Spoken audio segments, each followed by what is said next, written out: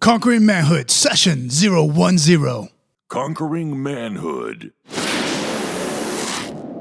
Command your legacy. Take action.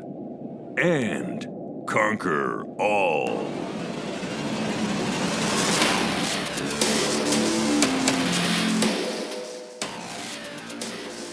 If you're like me, Conqueror Nation, you want to look good in your clothing, but sometimes you either don't have time to shop, hate shopping in general, or you just don't have a clue on what to pick with the latest trends. Well, I'm here to tell you that how you look matters. And when you feel good, you exude more confidence and thus perform better. In today's conversation, our featured Conqueror talks about how he's disrupting the fashion commerce world with his approach and the future of the e-commerce. We talk about business, we talk about charity, and we talk about so much more. Before we get started, I want to thank you for being here. If you're new to the Conquer Manhood podcast, consider this as your personal mastermind session where each week we talk to an inspiring conqueror who will bring us closer or inspire us on a journey of conquering all in what I call the 4 steps of conquering manhood: body, brain, bonds, and business. Today, we're talking about business and lifestyle, but tomorrow we'll talk about how to tackle being a better husband and father, or how to get your fitness game on tact. All of our featured conquerors are here to give, serve, and motivate. So make sure and subscribe to the show on either iTunes or Stitcher, and leave us a rating review of the show as well while you're at it. If you want to do all 3 and also enter the biggest, manliest giveaway ever, go to conquermanhood.com/010. This session show notes where I give you some details on how you can win a free subscription box to this show's contest. Stay tuned to the end to find out how to win a special gift from our highlighted guests. And now on to the show. Welcome back, Conqueror Nation, and thank you for joining us for Session 010. Today's featured conqueror is the CEO and co-founder of Trendy Butler, a fashion concierge service for men driven by technology. For $65 a month, members receive a perfect box of clothing delivered to their front door, valued at $150 or more. And trust me, this gear is fly. Since its launch in January of this year, Trendy Butler has earned over $2 million in gross revenue and has over 6,000 active members. We have the privilege of speaking to the CEO and co-founder of Trendy Butler, an innovator and an entrepreneur at heart. Conqueror Nation, I present to you the best dressed man in the room, Jeremy Barnett. Jeremy, thanks for coming on the show, brother. Hey, man, my pleasure. My pleasure. With that introduction, I think I feel a lot cooler than I actually am now, but thank you so much. Appreciate it. No, man, well deserved, man. Let's fill you out here a little bit, Jeremy. And I'd love to ask you, which fashion trends do you believe, are you glad that they went away? Well, there's a lot of fashion trends actually right now that I wish would go away. And the preface of Trendy Butler and everything associated with Trendy Butler, with all the brands that we either push or we do internally, is really we don't get too fashion forward with anything. So that's kind of like a byproduct of my belief, my business partner's belief, and what we feel is like a typical sentiment with most guys. We found that most guys in the world don't really care what's going on in Fashion Week in Paris, for example, or Fashion Week in Milan. Most guys, like, if you find a blue button-up shirt that fits and works, then you are going to get that blue and black and dark blue and gray and all the different colors. So for us, we try and stay really, really, I don't know if conservative is the word, but we like to stay conscious of fashion with a little bit of flavor, but nothing that is going to be too Kanye-esque. But there's some things right now that I've seen that I don't get, and maybe it's a combination of maturity, getting old, or just not really understanding it. But the thing that I saw where the street kids were wearing the masks over their head where you can't actually see their face. It's like a full head garb. It's super, super fashion forward type stuff. And I think that recently went away. But when that was going on, I was like, I don't get it. So there's always things that seem to be really extreme, especially in the fashion world. So you've got to definitely be careful of that. But we've been really specific with the way we pick our clothes, number one, and what we offer to our members, number two. And it's really it's staple pieces, and it's pieces that are not too specific one way or the other. And that's really the way I dress. It's the way the folks in our office dress. It's nothing that's too crazy. It's nothing that you're going to see that is going to be in today and out tomorrow. And that's the preface of our brand. I like it, and I can totally see that with my own boxes that I receive from Trendy Butler. And not to get on a tangent, but yeah, Mr. Kanye West over there with the Jedi Masters. I don't know what he was bringing out there on his fashion show, but Yeah. So you saw that? Okay. I saw that. It was like all nude Jedi's, 9,000. It's not me. I mean, it's not me. I mean, the thing about most of the world, at least from a man's perspective, is we are simple creatures. We like to do the same stuff over and over. We're repetitive. We like to go to the same places. We're repetitive. We like to wear. Most guys don't really want to do too much craziness with their outfits or too much craziness with their style. Now, obviously, there's exceptions to every rule, right? But at $65, which is our price point, you can only get so specific, right? So you can have good quality if you have the right production flow, but at the end of the day, you can only be so specific. And we like to kind of categorize everybody with respect to their fashion profile or their style profile, and just give them stuff that every guy that fits this specific style profile should have. Like, everybody should have this type of button-up shirt in 6 or 7 different colors, and everybody should have this type of sweater going into fall, maybe in like 3 or 4 colors.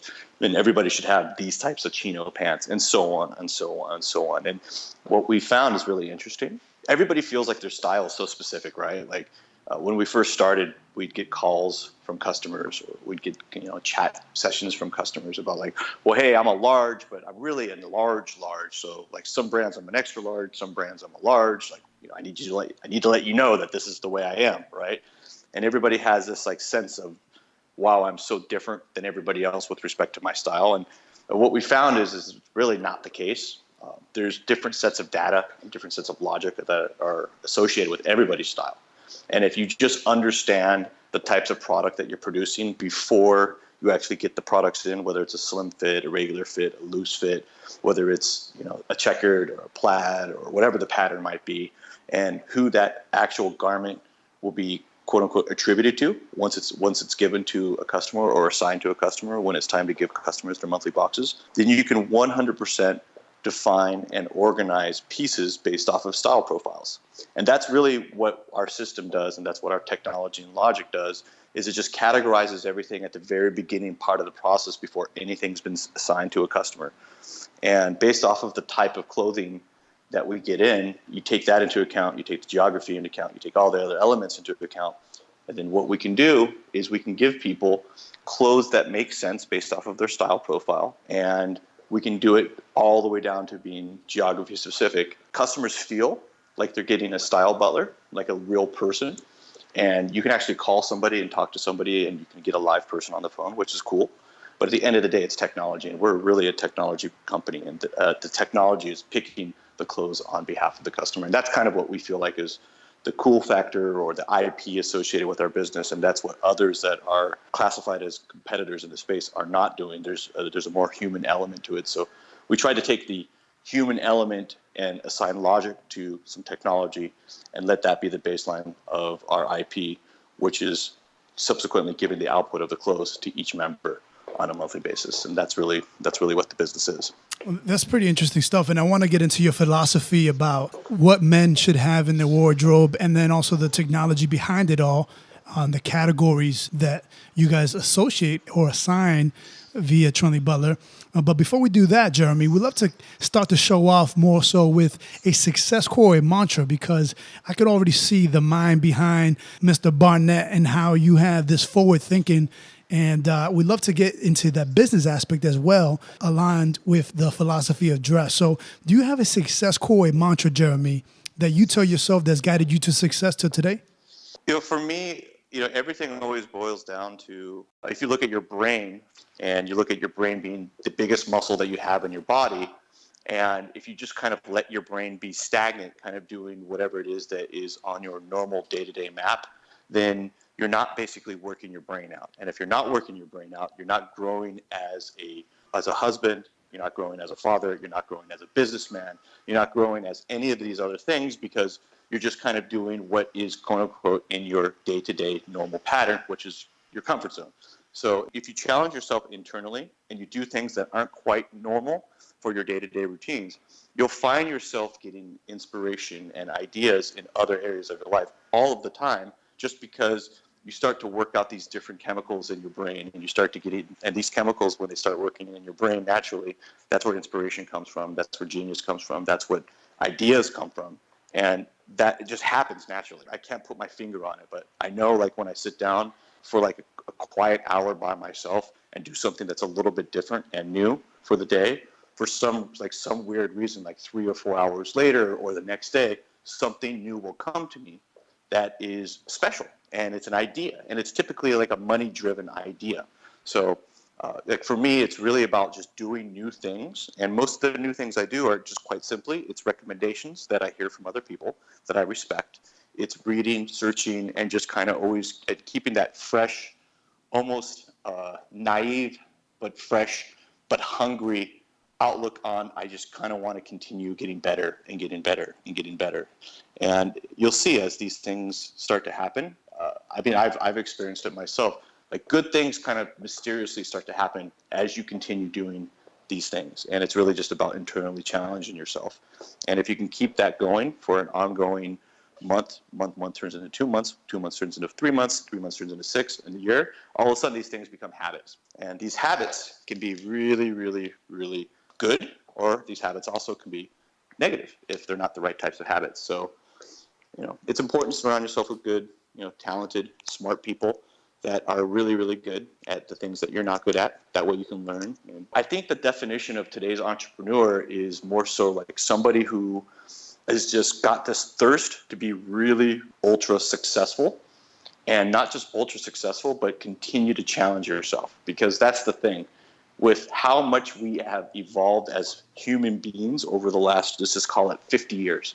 And if you look at the advances in technology over the last 20 years, who knows what we're going to do, where we're going to be, what the next Google and Apple and everything else is going to be, right? So we as people are constantly evolving, and it's interesting because technology is constantly evolving. Everything around us is constantly evolving. So, like, if you're not doing what you need to do to stay relevant, and not just relevant, but when you are sitting in the room with somebody who has a little bit of a better idea, who might be a little bit smarter, maybe that person has more mental capital than you and they have a better business than you, and they're a potential competitor, how are you going to compete, right? So, I look at things from a 3 to 5 year window with respect to business. I don't think the idea of like businesses being like a 20 or 30 year business or a 10 or 15 year business, that doesn't even make sense anymore, right? We're in the world of technology. We're in the world of 3 to 5 year startups. We're in the world of acquisitions, and we're in the world of you build something. Hopefully it's meaningful enough. Hopefully you can get funding for the entire process, or you have a business that actually just produces revenue and makes money. And then hopefully people think it's meaningful enough that they want to buy it. That, from my perspective, that's at least what I see going on right now. You've given us so much already, Jeremy. And I think, you mentioned it a few times that it is the brain, the mind. If you stay stagnant, if you're not out there, just like any other muscle, if you're not working it out, trying to come up with innovations or trying to come up with new ideas, you're going to remain, weak and unused, and things will pass you by. Opportunities will pass you by. And I love that you mentioned all that. In the pre-roll, you talked about a little bit about your personal self. You said you're married. You mentioned it here, 11 years. Tell us a little bit more about who Jeremy Barnett is. It's pretty simple. I got married in Vegas. It was 9 a.m. when we got married. It was a spontaneous decision. I was a serial dater before I met my wife, and my proposal was really, really simple, kind of funny. It was basically like, I told her at 9 a.m. we woke up from going out the night before. We probably had like 3 or 4 hours sleep, just drinking, by the way, nothing crazy. And I told her, I said, everyone, when I tell everyone the story, they're like, uh-huh. Yeah, Vegas. So, yeah, in Vegas, right? So I told her when I woke up, I said, you know what? If I can't marry you, I fucking marry anybody. That was my proposal. I said, let's go get married. Come on. She goes, really? I'm like, I swear to God, let's go. So I had a house out there at the time that I owned with a buddy of mine, really good friend, and we got married that morning. And I went into his part of the house, and I said, "Hey, Danielle and I are going to get married." He goes, "Dude, shut up! We're not going to get married." I said, no, we are. In retrospect, we thought we could just go get married and then come home and go back to bed. It doesn't work like that. They give you a good solid 4 hours of sitting in the sun in different lines and stuff at the courthouse to make sure that you're really serious about it. So it took us about 4 hours or so. But, we got married and we had success very early on in the marriage. I had a business that was a medical benefits-based company. And I think I started the business when I was 28. And it was one of those businesses that just hit right out the gate, and we did very, very well with it really quickly. And the business was, I hate to say the word easy, because I could have gotten so much more financially from the business if my head was on the way my head is on today. But, it was the first time I'd ever made real money like that. And, I basically went through a whole process of my life for about 5 years where I was making a lot of money, and I was very determined to spend every single dollar that came in as quickly as possible. And that was for about a 5-year span, which means a lot of vacations, a lot of trips, a lot of having fun, a lot of extravagance. And what happened is the same thing that happens to a lot of things. If you're not smart and you're not focused and you're not doing what you need to be doing, and you're not watering the grass the way the grass needs to be watered with your business, at some point something happens that might be out of your control. And we couldn't, the margins no longer made as much sense as when we first started, and the business eventually stopped being in business about 6 years into it. And I went through two years of just kind of like a few things that didn't work and didn't make a lot of sense. And it was a struggle, so I went from having a lot to having almost absolutely nothing. And that was not only a struggle financially, but also a struggle personally, because, you get used to living a certain lifestyle, and then you think about all the money that you wasted in all these different areas, and then you kind of like internally wonder, like, am I going to ever get back to that again? And then you start to realize it's like, wow, I took a lot of that for granted that was happening. And that was kind of like the lesson there, right? Because money is kind of like this really hot girl, and you chase her and you chase her and you chase her, and then, she finally gives in. And then if you things up, like, you might not get another hot girl ever again. You know what I mean? Yeah. So it was kind of like that kind of aha moment. So I had to eat some humble pie and, start from scratch, and literally, just not only just reinvent myself from everything, but kind of like get relevant with what was going on in the world, because it was, 6 years of this business of having a good time and not ever worrying about anything to, and all of a sudden this business not being a business anymore. And, I had to kind of like update my skill set and kind of just get back to basics. And I did that. I think the one thing that kind of like held me through everything with respect to like kind of like reinventing myself is I was always able to keep really good relationships with some good folks in my life, both professionally and personally. And that was, when the right thing happened, I had the right person that I could go to help from a funding perspective. And I think if anything, like that's the most important thing that sometimes people lose sight of is, at the end of the day, you can have the greatest idea in the world, but if nobody cares, nobody cares, right? Nothing happens with respect to a business unless the business has blood, and I consider blood to be money, right? Not blood money, but the blood of a business is money, right? So if you have a great idea and you can't fund it, you can't start it, and you can't get people to work for you for free, at the end of the day, nothing's going to happen, right? So I was able to complete a raise for an AI-based company, which is where I met my business partner, who is one of the most talented technologists in town. He's 35 years old, and he's done 700 websites since he was 16. So that's 700 websites in 19 years, which is absolute. Let's give him a shout out. What's his name? His name is Ali Najafian. He would be embarrassed right now if he knew we were giving him a shout out, by the way. He's that kind of guy. He's just a very humble, cool guy, amazing partner for somebody like me, one of the more talented, if not the most talented individuals I've ever met. Very smart, very, very smart. He's really the heartbeat of the company. That's where Ali and I met, and it was a really, really good marriage for us because, and this could be like a lesson to any entrepreneur, and some of this is obvious, some of it isn't, but I'm going to say it anyways. Like, the best partner you can meet is somebody who's really good at everything you suck at, right? That was like, for us, like, he and I couldn't have been better. Like, he hates talking to people about investment strategies, or he hates talking to people about, why Trendy Butler is X, Y, Z. He doesn't like presenting.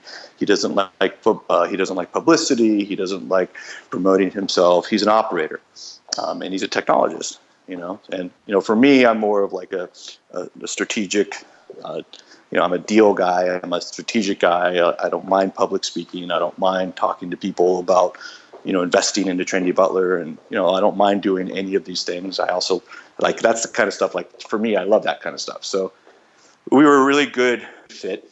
And, that was about 18 months ago or so that Trendy Butler was on a napkin. And that was it. Nice. We were smoking a cigar and we were coming up with ideas. The first idea was Trendy Homie, by the way. What's that about? Trendy Homie. Yeah, Trendy Homie was we were just, you ever come up with an idea for a deal and you're like, okay, let's get that URL, and you start brainstorming on URLs, and one person's writing ideas down and the other person's searching GoDaddy to see if the URL's available. Yeah. So we were doing that one. The first version of Trendy Butler was going to be Trendy Homie, and then I said, wait, I wonder if Trendy Butler is available. And he goes, there's no way it is. Then we looked and we got it for $19 or something. So it really is a great name, by the way. It is a great name. So we're fast forwarding now, and big ups to what you say, Ali, right? Yeah, Ali Najafian. Big ups to Ali, and we're fast forwarding now to Trendy Butler. Man, as I see it, right, you guys are massive, disruptive, kind of on the same mindset and same game plan as Netflix. Really, I mean, why go to the movies when the movies can come to you, right? So Trendy Butler is awesome. How did this concept come about? How do we go from Trendy Homie to Trendy Butler? So the idea behind Trendy Butler is really simple. First of all, if you kind of backdrop everything and understand supply chains and what is typically associated with retail clothing or manufacturer to retail based clothing, the quote unquote old version of supply chains are no longer relevant because nobody respects the supply chain anymore. And I don't say that in a bad way. So the old version of a supply chain is you have a manufacturer here in the States, or you have a manufacturer in China, then you have a wholesaler, and then you have a retailer, and then you've got the consumer, right? Well, the reality is if you don't believe that retail is on its way to being dead, then you either are blind or stupid, or you just don't have a clear grasp on reality. One of those three things, right? So most of us aren't blind, most of us aren't stupid, and most of us have a clear grasp on reality. So let's assume that most people that are listening to this understand that retail is on its way to being dead. Okay, and when I say dead, I use that with an asterisk because some of the retail chains, aka the Nordstroms of the world, are staying relevant with acquisitions like Hot Look and Trunk Club and all those kind of places. But the reality of the situation is it's impossible to compete as a retail because you are competing with people who don't care about the supply chain. The people that don't care about the supply chain are people like me, or people like the Harvard 22-year-old dropout who's got a great idea for a product that he can make better, he can do it cheaper, he can source it himself, he'll handle the production, he knows how to market on the internet, he knows how to do all these different things, and he doesn't care that he's pissing off a bunch of wholesalers by going direct to consumer, right? And on the consumer side of the business, most consumers are becoming more and more smart with respect to the way they shop, right? So if you can get a shirt for $300 at Neiman Marcus, it's got the brand, it's got the this, it's got the that, or you can get the same quality shirt with zero risk, zero gas, zero parking tickets, zero headaches, zero whatever it is that it takes to get it in the comfort of your own home. And most proper e-commerce ran websites give you some sort of a return policy that makes it really, really easy to return it. So why would you spend $300 when you get the same thing for $75 or $80? Exactly. Right? That's what it is, right? So for us, we just basically said, okay, you know what? We understand e-commerce. Ollie's last business was acquired for low eight figures. He was also a part of a couple of companies that were very similar to what we do. So we knew the nuances. We knew what we could do. We knew what we couldn't do. We understand production meaning the actual production of clothes. We understand manufacturing. We understand operations. We understand fulfillment. We understand all these things. We just got out of this AI deal, which was one of those, I hate to say Google-esque type deals, but it was like one of those Google-esque type deals that if it would have worked, would have been huge. Unfortunately, it was a big fat strikeout, right? But if it would have worked, we would have been all very, very, very super rich. I don't know how else to put it. Like it was one of those deals. It was multi-billions of dollars or absolutely nothing. Unfortunately, it fell into the absolutely nothing category. So coming off of that deal, which was such a big picture, grandiose idea of a plan, which it's still kind of a cool idea and concept when you talk about it. But at the end of the day, there were so many holes that it didn't make sense. But when Ollie and I decided that this wasn't our path, we sat down and like I'm like an old school sales marketing guy. Like I like to buy something for $1, sell it for $3 and make a profit minus whatever operating costs are associated with that product. That's just kind of like my mentality. It always has been. And I also didn't want to get into a business that didn't have cash flow. That was another big part of why we decided to do Trendy Butler, cash flow. And, we've been so scrappy with the way we got this deal going. But the reason why we've been able to do this thing is because we had cash flow literally from day one. And the reason why we had cash flow from day one is because we understand how to market on the internet. We understand social media. We understand how to manipulate social media. We understand how to contract with influencers directly. Like we did all those little things.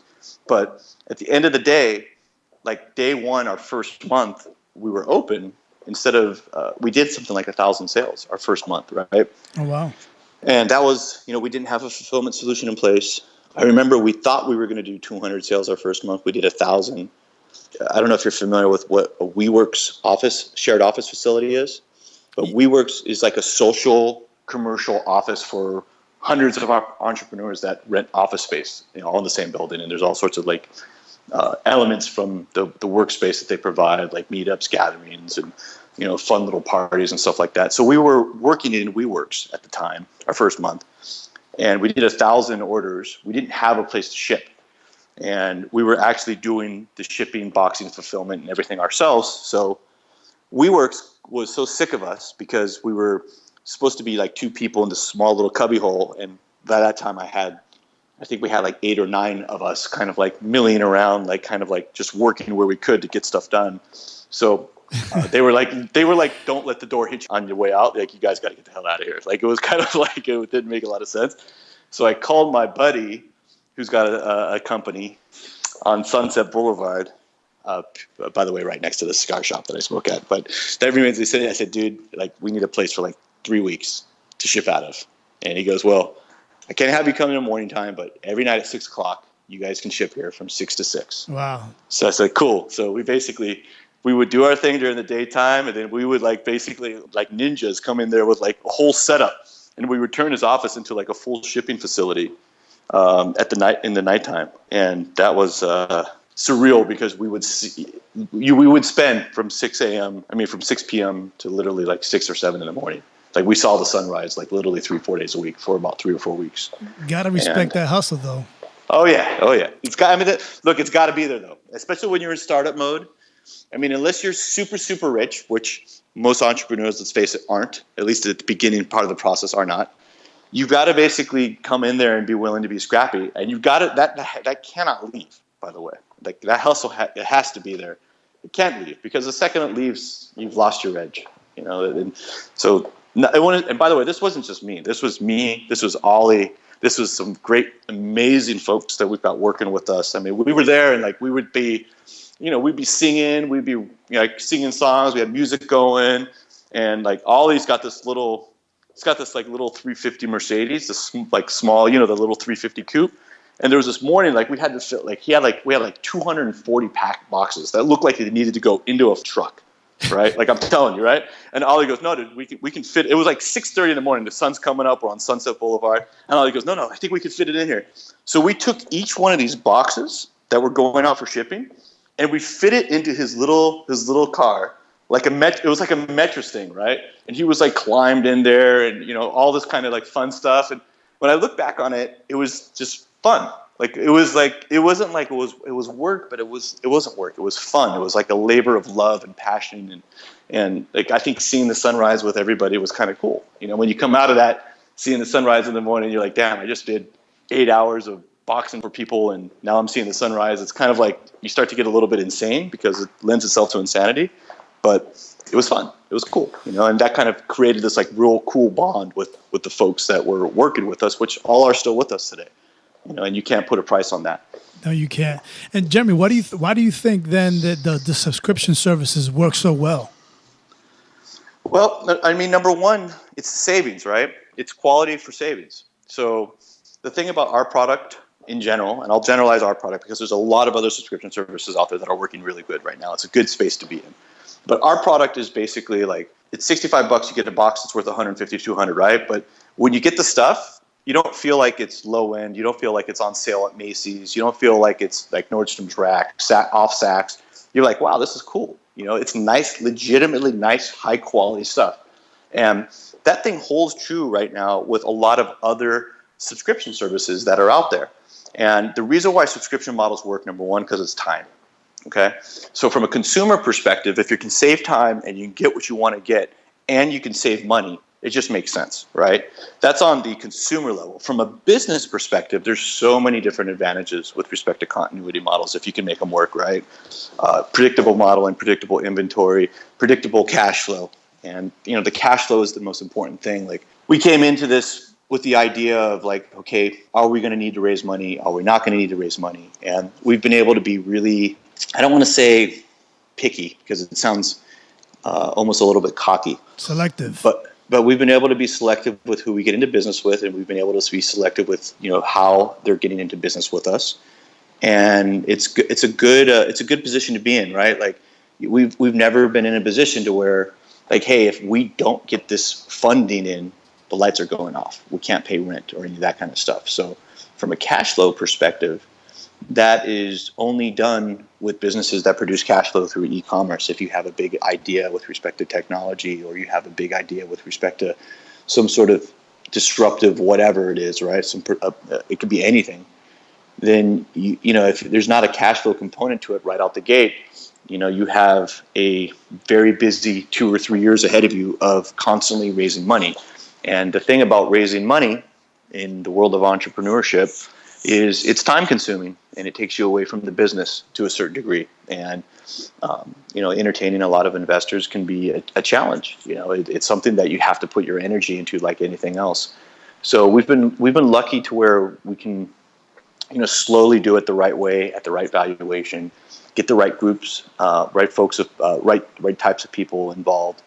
And, from a business perspective, continuity models, subscription models in general, if you have the right product, they can be very, very good business models. Well, speaking of that, Jeremy, for those in the Conqueror Nation aspiring to enter through the beauty and grooming or even clothing, what advice would you give to someone trying to enter the subscription-based model? Where would they start? My first advice would be don't get into the men's fashion space because otherwise I will hunt you down. I'm kidding. My first advice would be is number one is you got to get a really good, stable process and solution. That's important. So before anything starts, you got to understand the money flow and you got to understand the settlement times. So with cash flow, your beginning stages, right? So the reason why I say cash flow is so important is because that can keep your bills paid and all these different things that are so important early on in your business. And the difference between getting your money like the next day after you do a sale, comparatively speaking to 3 days after you do a sale, comparatively speaking to 7 days after you do a sale, especially at your early stage growth, is really, really important.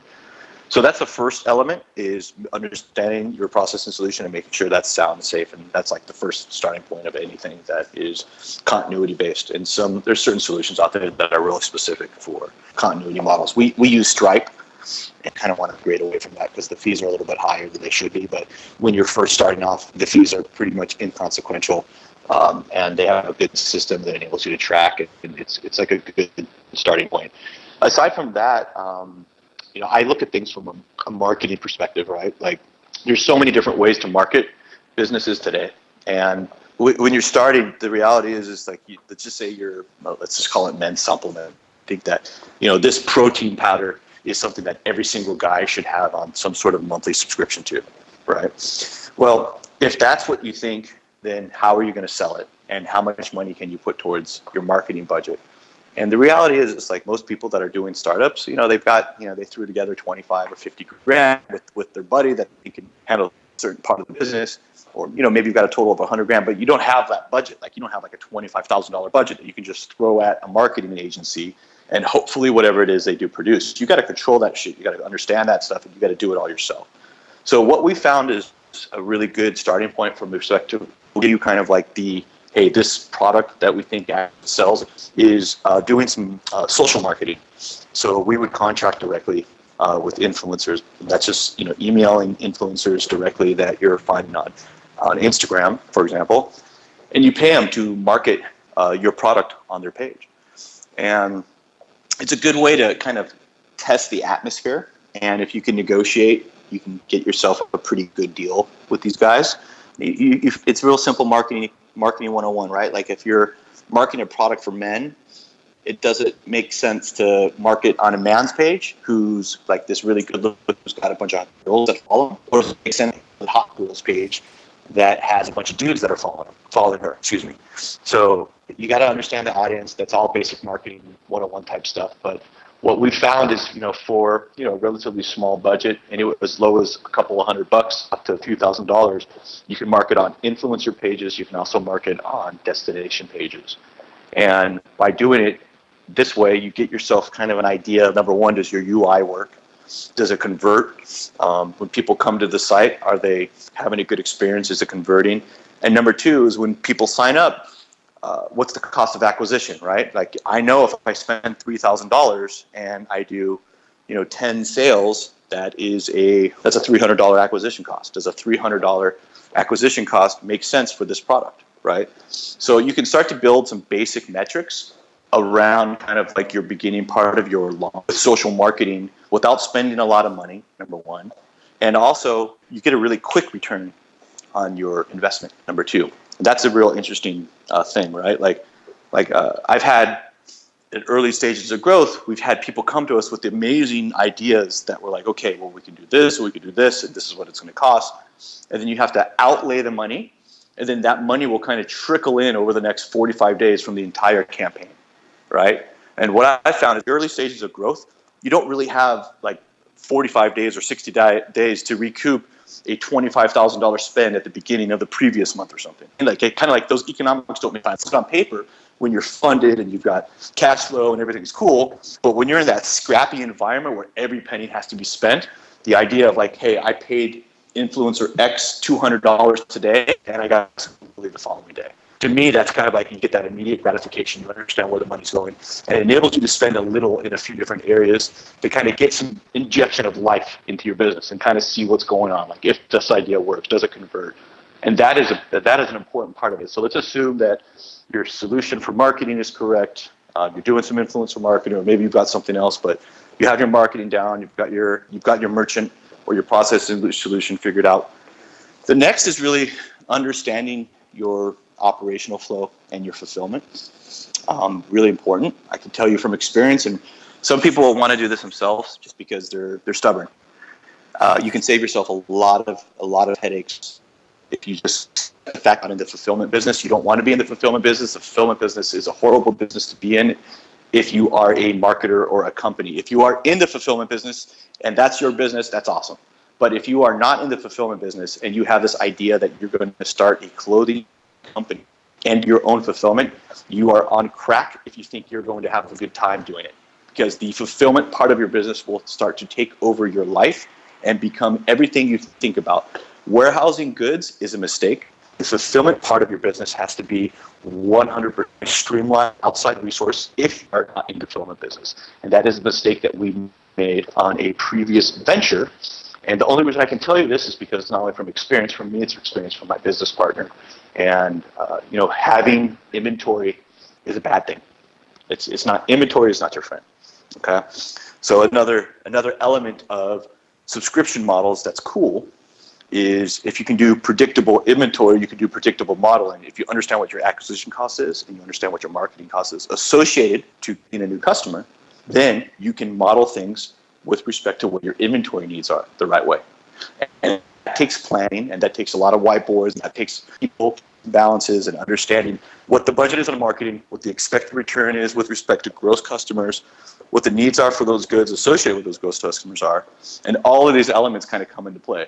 But if I could give anybody advice, it's do not get into the fulfillment business. It's a very tempting thing. Trust me when I tell you this, just trust me that you don't want to be in the fulfillment business. But I'm telling you, some people listening will still want to do it themselves because they feel like they can save. That's solid advice, Jeremy. Jeremy, so what we're about to do right now is we're about to enter into what I call the man of brown. But before we do, let's take a moment to thank our sponsors. This week's giveaway comes to you from Trendy Butler. For $55 a month, for a limited time only, members receive a custom box of clothing worth as much as $150. To enter, check out the instructions on today's show notes over at conquermanhood.com. Jeremy, first question in the Man of Brown. In respect to Trendy Butler, what has been your proudest man moment? Wow, that's a good question. My proudest man moment with Trendy Butler was speaking in front of a group at a Rye, York conference for an association, the Family Office Association. Family Office Association is a group of families that have net worth of $300 million plus. And my seed investor, a really good friend, colleague, is the president of the organization. It's an East Coast organization. So he told me 2 months before the actual event that they were going to feature Trendy Butler there. I didn't know under what capacity, and we ended up competing against 4 other that are doing well. And there was a little bit of contest. We're all managing directors for some very noteworthy VCs. We ended up actually winning the competition, and we just got a lot of social acceptance and a lot of just validation from the audience on what we think is something very special.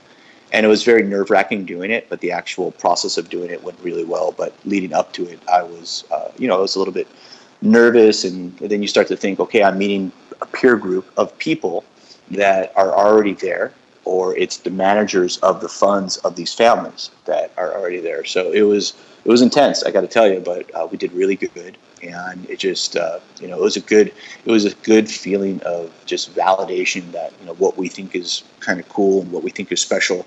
Others saw that vision and they shared that vision, and we subsequently got some really amazing contacts and relationships from that. But that was a really good moment. I think that's a big takeaway that you've mentioned in this conversation a few times, and it's the relationships that you built throughout your journey, and that's a big takeaway. Any thoughts on going into the female end of the subscription service? So can I preface my response with understanding your audience is mostly men, right? Yes. Okay, so I'm going to preface my response. I'll be politically correct. Being in the female space for me sounds like a very stressful event, just because I know what my wife is like, okay? And the reason why I say that is there's a little bit more, female e-commerce, number one, if you look at statistically speaking, there's a higher return rate, and there's a more indecisive approach with the way women buy than men buy. Men are much more simple, quick, easy, and they don't return. Women, Jose, are you married? I am married. Okay, so have you ever been shopping with your wife and she wanted to get some shoes, and then it was these shoes, that shoes, or whatever? I think it's just kind of normal. It's cool, and hey, look, there's exceptions to every rule, but my gut is like this would not work with women, but it would work with men, and the reason being is because men are simple creatures. We like easy to do stuff. Women, there are a little bit more complexities going on there. There's more complexity with their sizing. There's more complexity with the types of styles that they like. And I don't know if you've ever gone to like a women's clothing section in Nordstrom's and tried to figure out what was going on. But for me, it's like a matrix maze of stuff, right? There's just so many different variances, right? So the whole ideology of having simplicity that has some style and some flavor completely goes out the door with women's clothing. Now, what we could do is get into a different space, and the different space that we're really considering doing first quarter of next year is Trendy Butler for kids. And I think that is a potential really, really special deal. And that would work. And the reason why that would work, I think, better is because there's even less of a decision-making process with respect to clothing for your kid. And, in general, the more static the product selection can be, that's going to lend itself to success with a continuity model in general. So if you're thinking about doing a continuity model over your decision-making process, you do need to ask yourself, like, how complex is the ongoing upkeep of inventory going to be? That's the reason why we wouldn't want to do a women's clothing subscription service, because there's more complexities to it. Plus, you would need like 6 Alis to go in there and figure that all out. Dude, well said. Well said. We would need 6 Alis. That's exactly right. Jeremy, what's the difference, you think, between fashion and style? Oh, that's a good question. Style is something that is just, if you have style, it's like you could wear, I don't know, like I don't know if you have these friends, but like no matter what they do, they just got swag. I look at style equates to swag. Like you have it or you don't. Like you cannot go buy style. But fashion, you can go buy, right? You can go to like a Louis Vuitton or a Gucci or like a high-end. You can spend a certain amount of money and you can buy some expensive fashion. Style is something like if you've got good style. I'm a surfer. I grew up surfing in La Jolla, something I'm forever passionate about.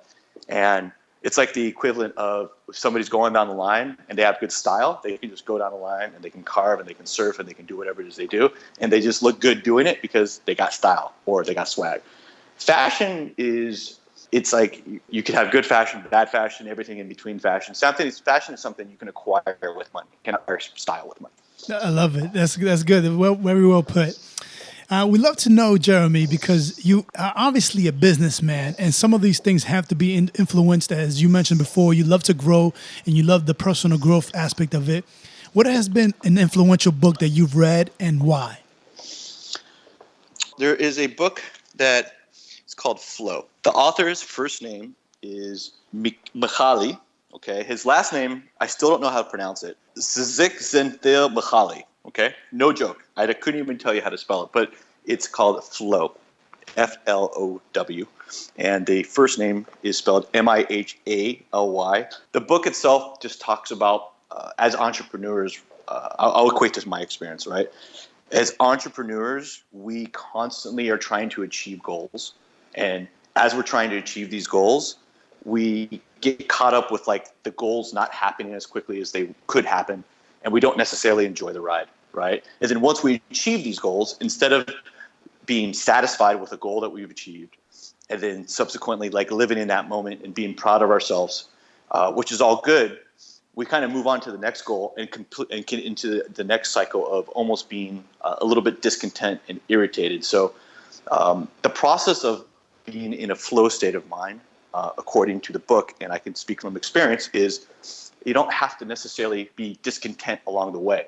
And it's about being present in everything that you're doing, and not just being present in everything that you're doing, but having an optimal experience with the things that you're doing, right? And that's kind of like a challenge, right? Like I found myself falling into these kind of like temporary mental setbacks as Trendy Butler has been growing, because maybe I had a conversation with an investor that didn't go as I wanted it to, or we didn't have the kind of sales output from a campaign that we thought we were going to have, or we have a strategic partnership that we're having some stressful negotiations with, or there's the day-to-day grind, right, of being like in a startup. And the basic baseline is everything is it doesn't necessarily have to be looked at as a grind, right? It can be looked at it just like as a fun ride that you're kind of mentally deciding. Like the thing about mental state of mind is you get to decide. Like when you wake up in the morning, you make a conscious decision. You're happy, you're pissed off, you're excited, you're not. All these different things, right? So the ideology here is just like you can basically create your own map, and you can enjoy the process, and you can enjoy the ride as you're going. And you don't necessarily have to be as worried about the actual goal as more so just the process of achieving that goal. And it's okay that once you achieve the goal to kind of like relish in it and be excited about it, set new goals, but not necessarily set new goals based off of now I need this. It's more so just kind of like it's that continual state of mind of just being in a place where you're enjoying yourself, you're enjoying the relationships, you're enjoying the people around you, and you're constantly striving to do better, but you're enjoying yourself while you're doing it. It's not necessarily like you're stressing about doing it. And that's a big change of philosophy for me, especially this last year, is just kind of enjoying the ride.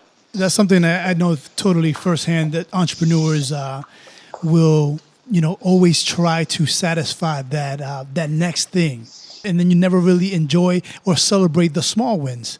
And so, thank you for sharing that, Jeremy. Well said, man. Well said. Yeah, couldn't agree more. And so, Conqueror Nation, check out Jeremy's influential book or one like it by going to audiobooks.com/conquer. Jeremy, this is the last question in the Man Up round, but it's one that I ask all my featured conqueror, and that is, what is your definition of a conquering man? My definition of a conquering man has changed over the last 10 years, right?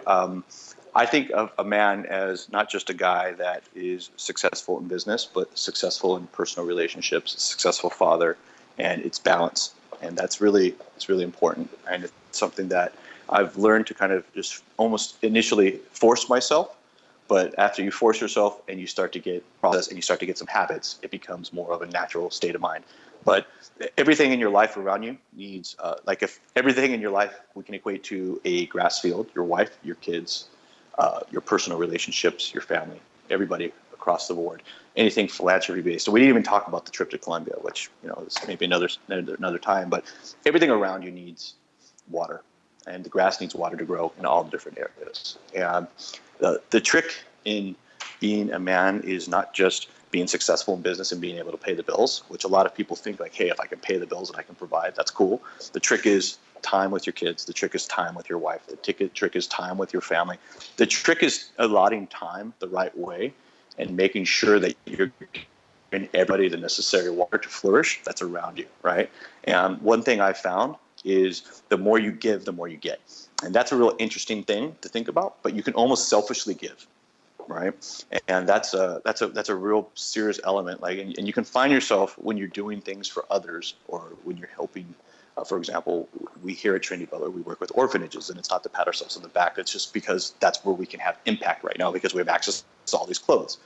And when we left Colombia, and we kind of like looked at like our experience with these two amazing orphanages that we went to, and we met the most amazing kids. And these kids come from abuse, and they come from sexual abuse, and they come from all these different areas.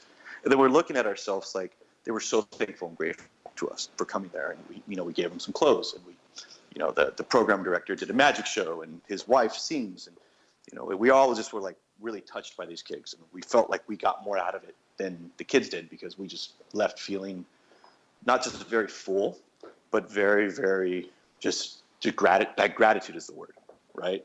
And that is a different new experience, and it's just basically a part of like that whole thing of, it's important to understanding and get perspective from different parts of your life in different parts of the world. And it changes the way you think about things. And then that ends up being something good that you don't even see right now, every single time. I keep that from. So for me, it's one, the different parts of your life. That's number one. And then number two, it's doing some different stuff. And you can almost selfishly give. Like if you're not into it, if you're selfish, I'm a very selfish person. You can go into it saying, you know what, I'm going to selfishly do this because I know I'm going to get something good out of it. I don't know what. And if that has to be your starting point, that's totally okay. But the whole process flow is just getting out there and doing it, making the trip, planning the time to go do it, doing something different. And for us, at least for me, that's been a big part of my growth this last couple of years. So you said basically a conquering man cultivates and nourishes these things that he cultivates in. And I will caveat for Jeremy there, Conquer Nation. I will say that once you selfishly give, or whether you give selflessly, you're going to want to duplicate that sensation and that feeling over and over again, because when you are serving others, there is nothing like it. It fills you up with so much. And I know you can attest to that with that. And so Trendy Butler, thank you so much for that service that you provided to so many over there in Colombia. That's awesome. Yeah, man, appreciate it, man. And Jose, I know it's time, but it was really good talking to you. You have a great voice. Now I see why you have a podcast show. You really have a good voice, man. All right, Jeremy. So thank you so much, brother. Thank you for giving us your time and sharing your expertise. Before we say goodbye, though, let us know how we can connect with you. And if you have any parting words for the Conqueror Nation, please do share. Yeah. So, I mean, obviously our site is trendybutler.com. If anybody's listening, they want to contact me, feel free to reach out to me, jeremy@trendybutler.com. I respond to all emails. And, it was a pleasure. It was a pleasure being on. We appreciate it. If anybody listening has, wants any sort of, feedback with respect to our experience in Colombia, or, how they could get involved with helping. The one thing that I did want to say was the organization that I worked with down there, Orphan Starfish Foundation. The gentleman who runs the organization is a recovering Wall Street banker named Andy Stein and his wife Delia, which are just the two of, they're saints. Okay, these guys are real saints. They basically dedicate their life, probably 320 days out of the year. They're going from country to country, visiting the orphanages, to just basically totally dedicating their lives to these kids. And we just got to visit 2 of the orphanages. But if anybody is interested in what I call it voluntourism, and what that means, I'd be happy to share with them my experience. I'd be happy to link them up, even with Andy and his wife Delia. We have another trip to Colombia that we're planning in January. And I'm going to be bringing my kids with me this time around. So basically, the idea is anytime we take a family vacation now, we're going to be basically doing a 2 or 3 day stint at the beginning of the vacation where the kids are going to come with us to the orphanage, and they're going to see how lucky they are, right? And then we're going to follow that up with 3 or 4 days of doing whatever it is you do on vacation. And that's something that is not only just very different for my wife and I, but also that just kind of came from this last trip. So, if you're a dad and you're listening to this and you want to make sure your kid grows up with the right values and you want to see how lucky it is they have it, this is a really good opportunity. Or if you're just an entrepreneur and you want to kind of give back where you can have some impact, that would be a good, this would be a good starting point for you. So I'd be happy to answer any questions on any of that. Powerful stuff, Jeremy. Conqueror Nation, step your thread games up. Why shop when you can have a butler do it? Go to trendybutler.com, create a style profile. The stylist will handpick the selection for you, and then sit back and relax and let that clothes come to you. It's really that simple. Jeremy, thanks for coming on, brother, again, and for making a select few out there in the Conqueror Nation look better. Much success to you, and the Conqueror Nation salutes you, brother. Thanks for coming on. All right, Jose. Thank you, man. I appreciate it. I appreciate you having me on. Thank you. Awesome. Conqueror Nation, our featured conqueror there was Jeremy Barnett from Trendy Butler, the CEO and the founder, co-founder. What an amazing guy. Had a lot of insight about business and also about fashion and the future of the e-commerce. If this conversation resonated with you, go ahead and leave us some love over at conquerormanhood.com/010. Everything we talked about today, all the show notes and all the links to the orphanage, to Trendy Butler, and how to enter the contest to win one free box from their subscription will also be linked there. And thank you for listening. Thank you for all the rating reviews. If you haven't done so yet, please leave us a rate and review of the show over on iTunes. And if we can do anything for you, let us know. Conqueror Nation, I salute you and conquer all. Thank you for listening to Conquering Manhood. Now, it is time for you to conquer all. So take action. Head to conqueringmanhood.com and grab the 4 steps to conquering manhood, the ultimate guide, for free.